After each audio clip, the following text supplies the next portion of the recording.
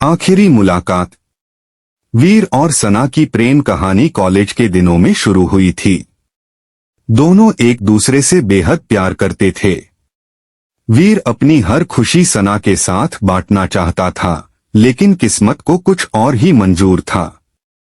College खत्म होते ही सना की शादी उसके परिवार ने जबरदस्ती कही और तय कर दी। वीर टूट चुका था, पर सना भी मजबूर थी। शादी के कुछ दिनों बाद सना को पता चला कि उसका पति उसे प्यार नहीं करता, बल्कि उसके पिता की दौलत के लिए शादी की थी।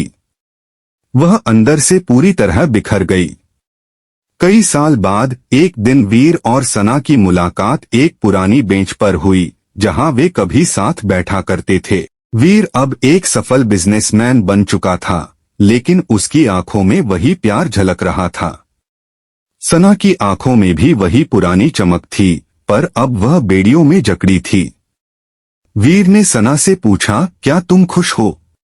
सना की आंखें भर आईं। उसने हल्की मुस्कान के साथ कहा, खुशी क्या होती है, मैं भूल चुकी हूँ वीर।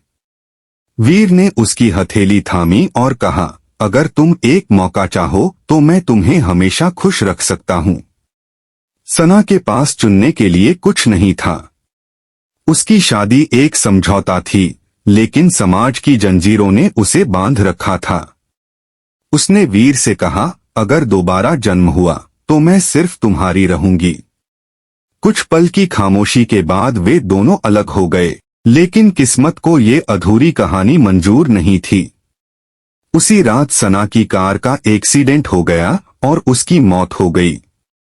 वीर को जब खबर मिली तो वह बुरी तरह टूट गया। उसने आसमान की ओर देखा और बुदबुदाया, तुम्हारा अगला जन्म मेरा इंतजार करेगा सना, और मैं वहां भी तुम्हें पाकर ही रहूंगा। कहानी खत्म, लेकिन प्यार नहीं।